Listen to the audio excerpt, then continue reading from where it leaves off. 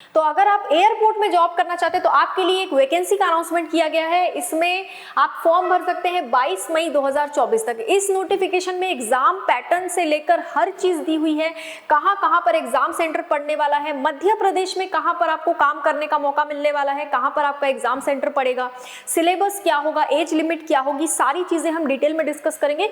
Airport ground staff के लिए ये वैकेंसी निकाली गई है, काफी सारी पोस्ट है, एक एक करके सारी चीजें देख लेते हैं। तो देखिए यहाँ पर अगर आप देखोगे start date of online application submission ये 6 मार्च से ही शुरू हो चुका है फॉर्म भरना, लेकिन काफी ज्यादा टाइम दिया गया है। नॉर्मली इतना टाइम दिया नहीं जाता है फॉर्म भरने के लिए, 1 महीने का दिया जाता है, इसमें बहुत टाइम दिया है। लास्ट डेट 22 मई 2024 दिया गया है।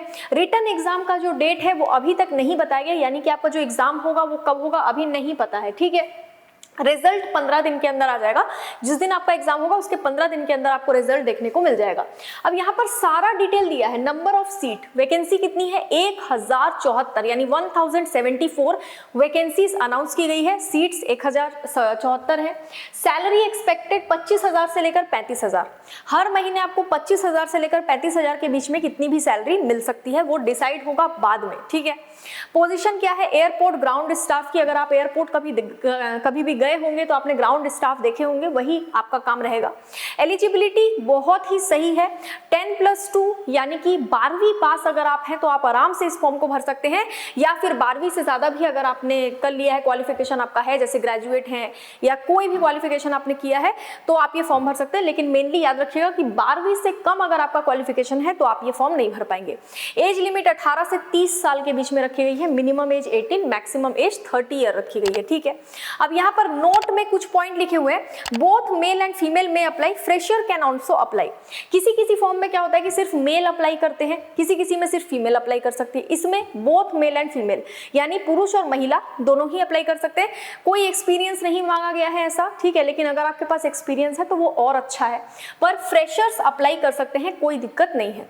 एविएशन या फिर एयरलाइन सर्टिफिकेट और डिप्लोमा नॉट रिक्वायर्ड, किसी भी तरीके का एविएशन या आपसे एयरलाइन सर्टिफिकेट नहीं मांगा गया है, इसका डिप्लोमा का सर्टिफिकेट आपसे नहीं मांगा गया, ये भी अच्छी बात है। क्लास 12 रिजल्ट एवेटेड कैंडिडेट्स में ऑल्सो अप्लाई, यानी कि आपने 12वीं क्लास का एग्जाम दे दिया, रिजल्ट अभी तक आया नहीं है लेकिन आने वाला है तो भी आप ये फॉर्म भर सकते हैं, यानी आपके हाथ में अगर अभी रिजल्ट नहीं है फॉर्म भरते टाइम तो भी आप ये फॉर्म भर सकते हैं। सारे डाउट यहाँ पर क्लियर हो गए होंगे, ठीक है। रिटन एग्जाम जो होगा जिसका डेट अभी नहीं पता है उसका सिलेबस यहाँ पर दे दिया गया, जैसी डेट आएगा आप इस हिसाब से अभी से तैयारी शुरू कर दीजिए, ठीक है।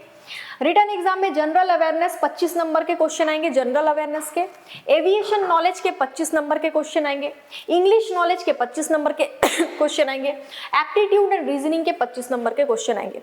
25 नंबर के क्वेश्चन आएंगे और नंबर ऑफ क्वेश्चन भी 25-25 है, ठीक है, यानी कि एक क्वेश्चन 1 नंबर का रहेगा, ये ध्यान रखना है।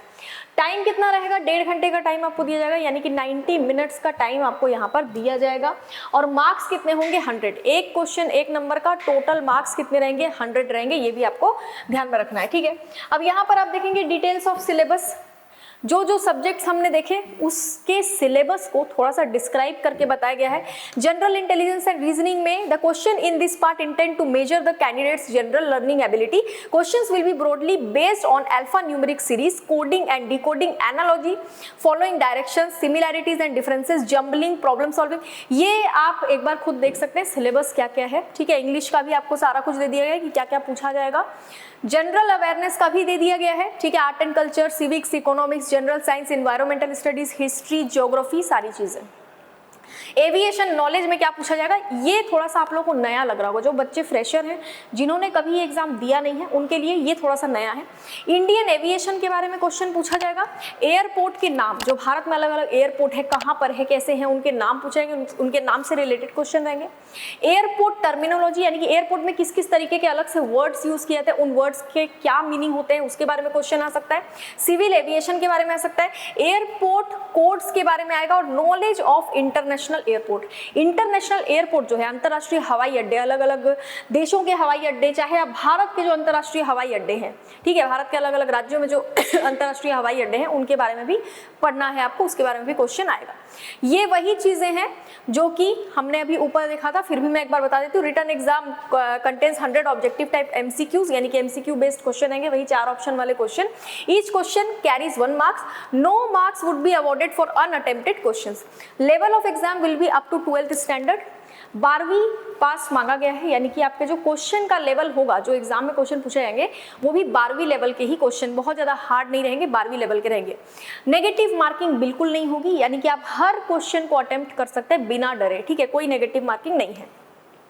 अब यहाँ पर बाकी सारी चीजें तो हमने डिस्कस कर ली है। सेंटर कहाँ पर पड़ने वाला है एग्जाम का, हम लोग यहाँ पर देखेंगे छत्तीसगढ़ और मध्य प्रदेश के बारे में। तो भोपाल, इंदौर, जबलपुर, बिलासपुर, रायपुर। बिलासपुर और रायपुर छत्तीसगढ़ में है, बाकी जबलपुर, इंदौर, भोपाल मध्य प्रदेश में है। तो यहाँ पर आपका सेंटर पड़ेगा, देख लीजिएगा, हर जगह नहीं दिया गया सेंटर, ठीक है। अगर आप मध्य प्रदेश या छत्तीसगढ़ से हैं तो ये आपके लिए इंपॉर्टेंट है। बाकी अगर आप किसी दूसरे राज्य से हैं तो जैसे राजस्थान, उत्तराखंड और दिल्ली के लिए देहरादून, न्यू दिल्ली, जयपुर, जोधपुर, उदयपुर सेंटर रखा गया एग्जाम का सेंटर। तो आपको थोड़ा सा ट्रैवल करना पड़ेगा, ठीक है, अगर आप इनमें से किसी जगह नहीं रहते तो ये एक बार आप टेबल चेक कर सकते हैं। बिहार और यूपी की बात करूं तो आगरा, गोरखपुर, कानपुर, लखनऊ, प्रयागराज, वाराणसी, पटना, दरभंगा, मुजफ्फरपुर, ये एग्जाम सेंटर दिए गए। इसको आप चेक कर लीजिएगा। बाकी सारी चीजें हमने डिस्कस कर ली है। सिलेक्शन प्रोसीजर के बारे में यहाँ पर दिया गया है, ये candidate has to first appear for a written test. पहले आपको रिटन टेस्ट देना है, उसके बाद आगे की प्रोसेस जो है वो होगी। अब बात आती है कि अप्लाई कैसे करें। खुद अप्लाई कर रहे हैं तो आपको ये जानना जरूरी है कि www.igiaviationdelhi.com इसके थ्रू आपको, इस वेबसाइट के थ्रू आपको ऑनलाइन अप्लाई करना है। अगर आप खुद अप्लाई कर रहे हैं तो ये वेबसाइट नोट कर लीजिएगा, ठीक है।